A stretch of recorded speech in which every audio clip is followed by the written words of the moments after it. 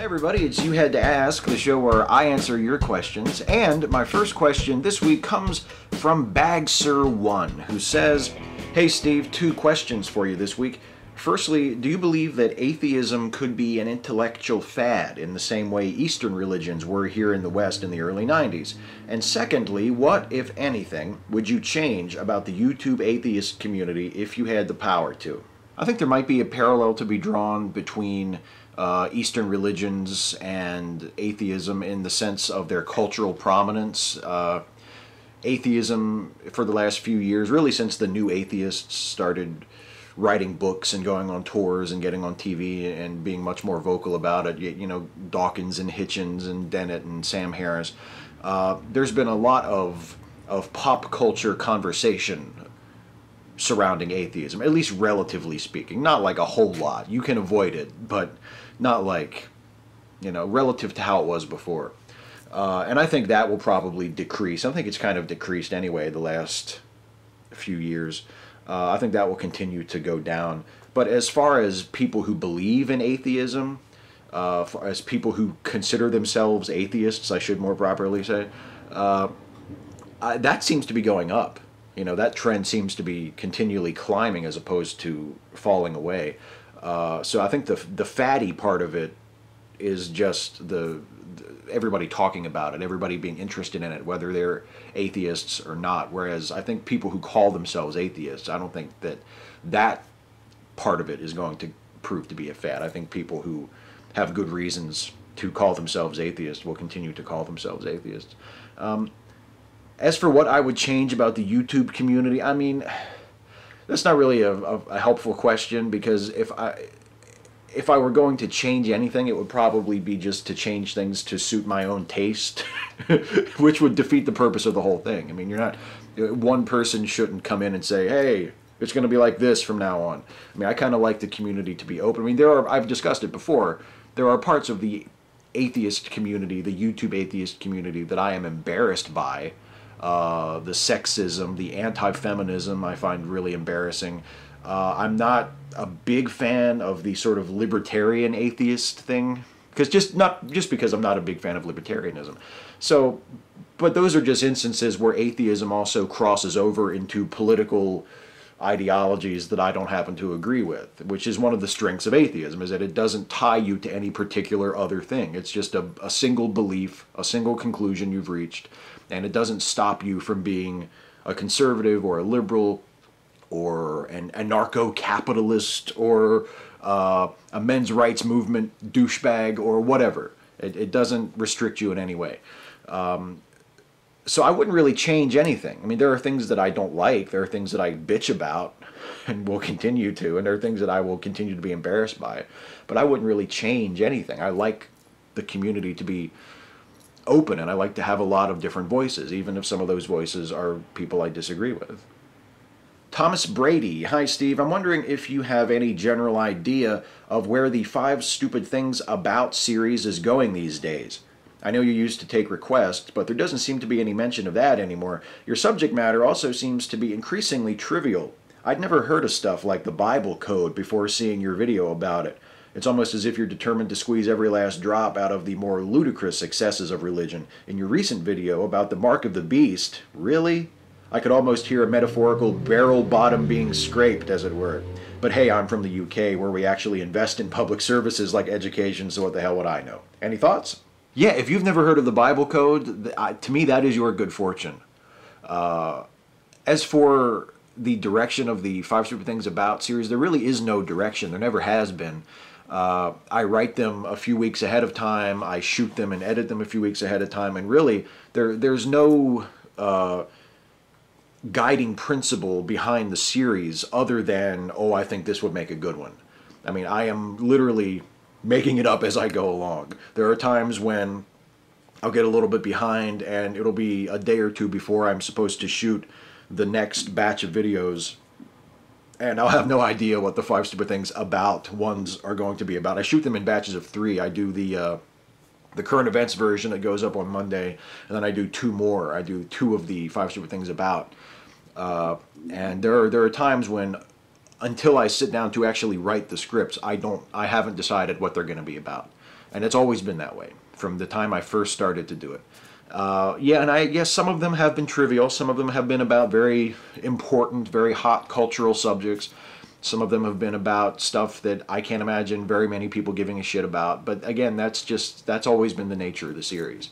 It's been the nature of this entire YouTube channel, to be honest. It's stuff that I find interesting, that I feel like I have something interesting or funny or whatever unique to say about.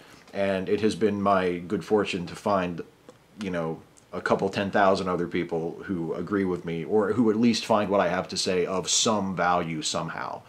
So no, the Five Stupid Things series, I don't think it's gotten any more trivial than it ever has been of late. That might just be your perception, because to me, looking at it from the very beginning to now, it's been pretty consistently inconsistent in that way. Samantha Anderson. Hi, Steve. I just wanted to say I agree with you on your position of Pope Francis, good as popes go. However, to describe the Roman Catholic Church as fallen is a bit of a stretch. Fallen from what? You say from its morality and its ethics and how people perceive it in the world.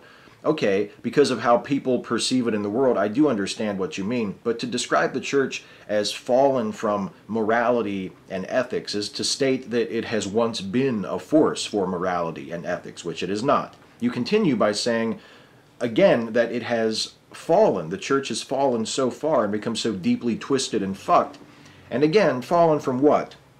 Has it not always, throughout its near double millennium history, always been deeply twisted and fucked? In modern times, we can point out how the RCC condemns condoms and promotes abstinence in the face of sexually transmitted epidemics, but we can also look back and see the Inquisition as an appalling atrocity, the aim of which was to suppress opposing religious views as well as science and reason. Is one greater than the other? Perhaps in scope, as AIDS has killed more people than the Holy Inquisition, but it was only held back by the limitations of geographical reach and technology. So my question is this: do you believe the Roman Catholic Church to have been a force for morality and ethics at one time? And has the Church in relative recent times departed from that? I think I know the answer, and I truly do not mean to nitpick, but I see you and this channel as a spotlight of reason, a force for good, true good, unmuddled by superstition. For that reason, I just think you need to be clear. Thanks for writing me a book, Samantha. Jesus. I agree with you. You are absolutely right. I should have made it clear that when I talked about the Catholic Church having come down in the world in terms of its morality and things like that, I should have made it very clear that I was only referring to its perception. You're absolutely right. Throughout its entire history, the church has always been an enemy of progress, an enemy of tolerance, an enemy of secularism, certainly, an enemy of reason, and you're absolutely right. So I should have made that clear. But I was talking about the way the church is perceived. The church, the Catholic Church in particular, once upon a time was thought to be, widely considered to be in the West, the paragon of virtue, the epitome of just holiness and piety, and that those days are gone. Even many American Catholics are conflicted and disappointed in the revelations about the church, the behavior of the church. You mentioned the church's role in the AIDS crisis in Africa, their discouragement of contraception and condom use, and of course the child sex scandal, which, I mean, every time you think that you've heard all of it and it can't get any more horrifying, there's some new revelation. All of that, the anti-abortion stuff in the United States and in Europe, in Ireland particularly, the anti-gay rights stuff, the attempts to fuck up Obamacare by insisting that they should have religious exemptions and they shouldn't have to provide their employees with even access to insurance that will cover contraception, even if they don't actually have to pay for it. Just all of this really just inexcusable behavior. You're absolutely right, and it has ever been thus, as far as I can tell. I don't think there's ever been a period in history where the Catholic Church was truly, objectively, a paragon of virtue and progress and wonderful things. It has always been a negative force, and I was only speaking about how it's been perceived. So you're absolutely right, Samantha, to call me out at length on that, and to force me to make it very clear. I am not someone who believes the Catholic Church was ever a force for good in the world. Dangerously talented. A. What will you be replacing mail call with? B. Supposing that Ham was going to try to debate you, what would you do to stop him using his usual tricks?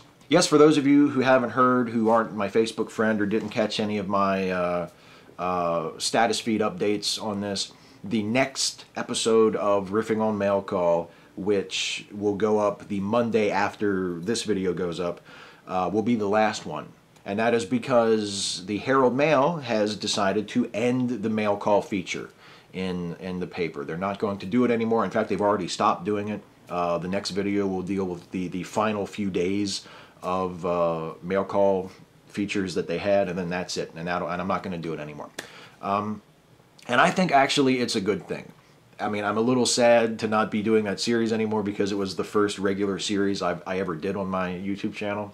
But as a member of this community, as a citizen of Washington County, of the Hagerstown area, and someone who was continually embarrassed by mail call, and felt that it was analogous to giving a bullhorn to a crowd of idiots and just letting them shout whatever they want with no consequences and no correction at all. I think it's a good thing. I think the paper is right to do this. I applaud them for it, and they should have done this years ago, but it's nice that they're doing it now. I don't know what I'm going to replace it with. I know that Five Stupid Things current events version will continue to be bi-weekly, so I want to find something to put up on those off weeks. I don't know if it'll be another regular series, or I might just do some sort of off-the-cuff videos about just stuff that's on my mind, or stuff that's happening in the news, or you know, things that I've thought about that I think might be good video topics for more unstructured videos. I might do some of those for a while, and then maybe I'll come up with another series. I don't know. It's kind of exciting. And B, what would I do to keep Ken Ham from doing his usual tricks? I don't know if you could stop him or any creationist or any apologist from reaching into their usual bag of tricks in a debate, because the bag of tricks is all they have. They don't have evidence, they don't have good arguments, they just have tactics. I don't think I could stop him, but what would be fun to me would be almost like a drinking game up there on stage with him. Would be just every time he makes an argument that is ultimately rooted in the Bible, I would just point that out. I would say his only source for that is the Bible once again. And of course, it wouldn't persuade anybody who believes that the Bible is an authority, but it would be a fun way of illustrating just how much the case for creationism, the case for Christianity, relies on the Bible. There is not one other source that they ever can stand on, because there's nothing other than that. It's purely on revealed knowledge. Their entire case is built on that. And when they try to talk about scientific knowledge or historical knowledge, it all ultimately filters back to the Bible. And it would just be fun to point that out. I don't know if it would do any good. I don't know if it would affect him. I don't know if it would be any more persuasive to the people in the audience, but it would just be fun for me. Nathan Young, Steve, the college I attend has a student extracurricular group called the Interfaith Advisory Board, which is responsible for holding events that promote learning about different religions and belief systems. Me being an atheist and interested in religious studies, I am considering pursuing a position on this board. The position is open to atheists as well as any other religious affiliation, but there is no atheist on the board, and I have never seen an event that focused on atheism from this group, nor is there any atheist group on campus. I think my being on this board would make me able to voice my skeptical perspective on religion in general, but I don't know if it would be well received by students with faith-based belief systems. What are your thoughts? I think you should go for it. If this is important to you, if you think you have something to contribute, then you should go for it, and you can be a trailblazer. You can be the first atheist on this board. I think it would be wonderful. I think you should go for it, Nathan.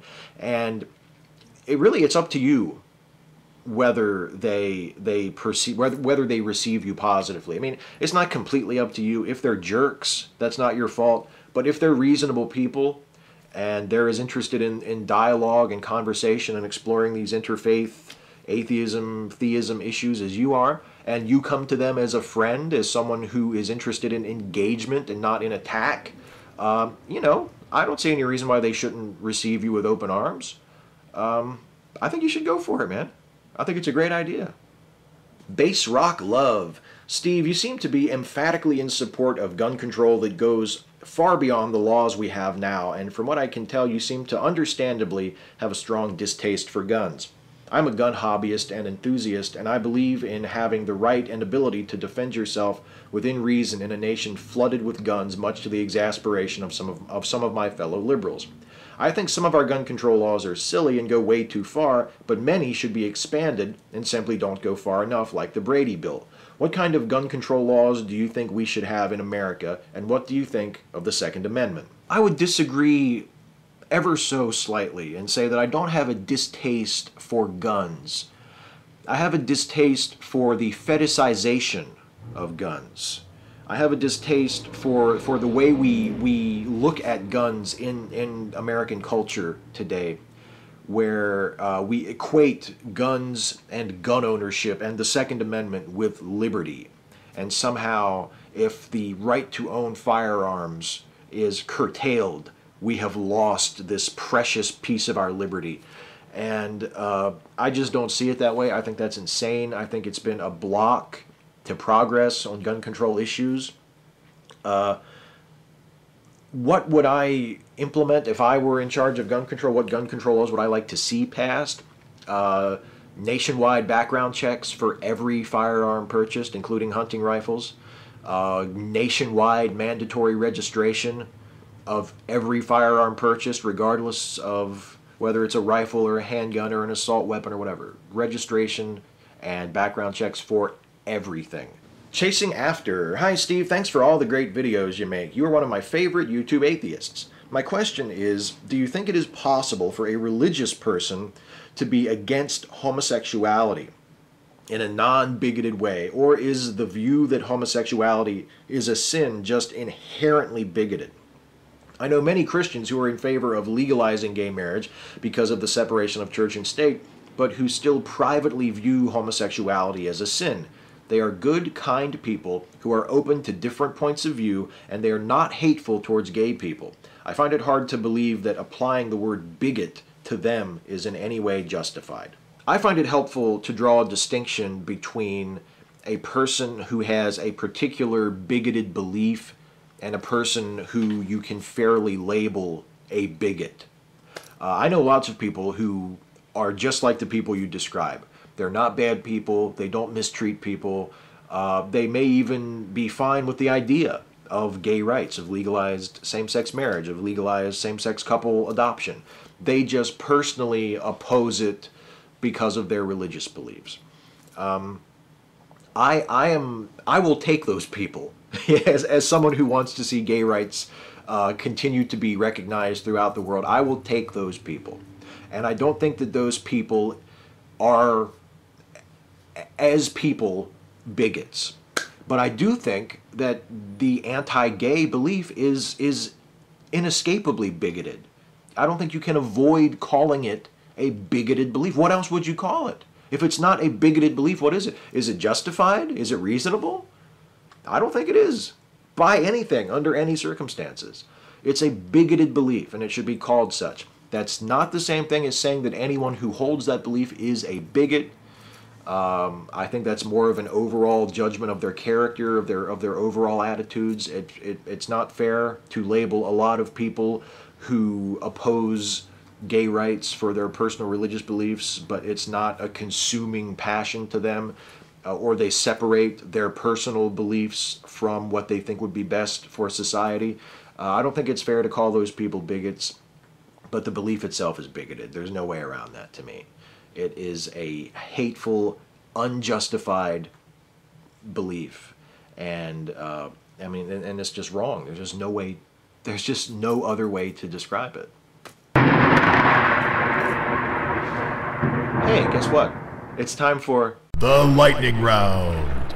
Rapid fire questions, glib and adequate answers. Gurren Prime. Hey Steve, do you have any familiarity with the numerous cartoon shows based on comic books, such as the DC Animated Universe, Teen Titans, Avengers Assemble, etc.?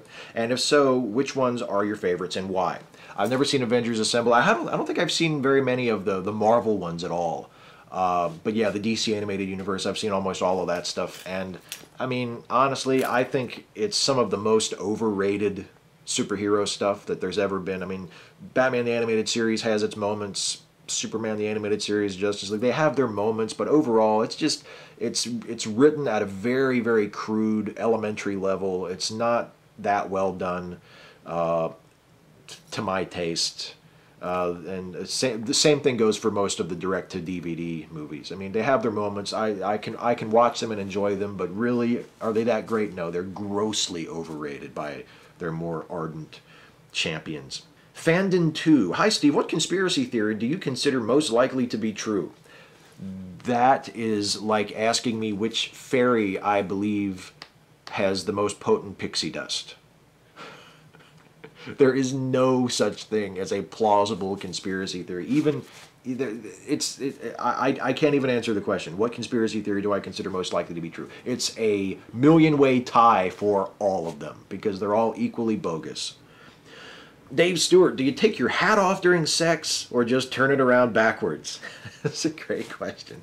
I take it off. I would never turn my hat around backwards. The only people who ever have a reason to turn their baseball caps around backwards are catchers when they're playing baseball. Everybody else is without excuse.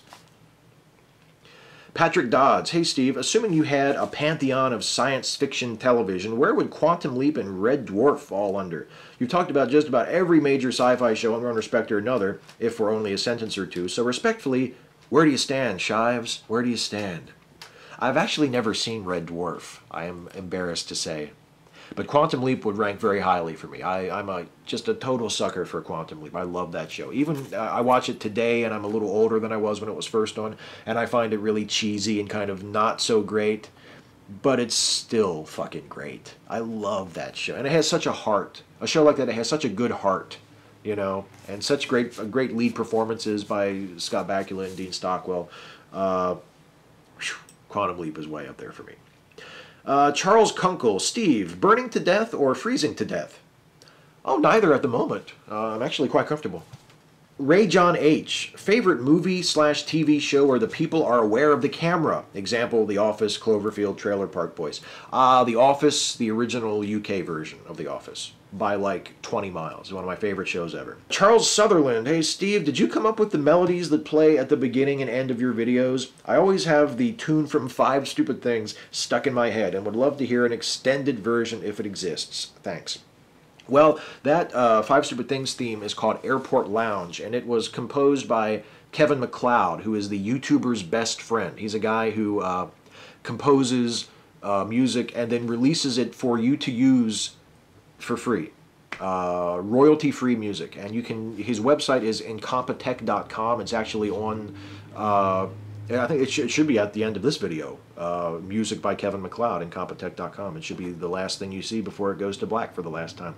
And I would highly recommend checking out his site and his music because it's good stuff. And again, the YouTuber's best friend. The guy, I don't know how I could do this and have it be as good. Have it, you know, have music and stuff that makes it seem a little bit more special, a little bit more, have some production value without Kevin MacLeod. There are other guys who do it too, but to me, MacLeod is the best. He's a champion. Nuno1001, Steve, considering your opinions toward popular comic book movies, Batman, Superman, Hulk, and Spider-Man, but what do you think of some of the other comic book movie franchises? For example, Thor, X-Men, Blade, Iron Man, Fantastic Four, etc. I like the, well, I haven't seen the new Thor, but I saw the original Thor from a couple years ago. I thought it was alright for a Thor movie. I mean, I never gave a shit about Thor, but I thought it was good. I thought it was a better Superman movie than Man of Steel. And X-Men, I thought the first two X-Men's were pretty good. I thought X-Men Days of Future, not Days of Future Past, that one hasn't come out yet. Kind of an appropriate slip, wouldn't you say? X-Men First Class I thought was okay. It had its moments. I love Michael Fassbender in it. I'm looking forward to the new one. You know, I think it looks pretty good. The trailer looks amazing. The Blade movies were fun, but nothing that great. Iron Man, the first Iron Man was really good. The second one was not as good. The third one I haven't seen yet. Fantastic Four, the Fantastic Four movies have all been awful, but they've all been awful in like entertaining ways. Even like the Roger Corman one, the really infamously bad one. That's a great, bad, cheesy movie. So hey, that's it. I'm done. Except, of course, for the shout-out. I always like to give a shout-out at the end of these videos, and the shout-out this week goes to TheGlobalAtheism.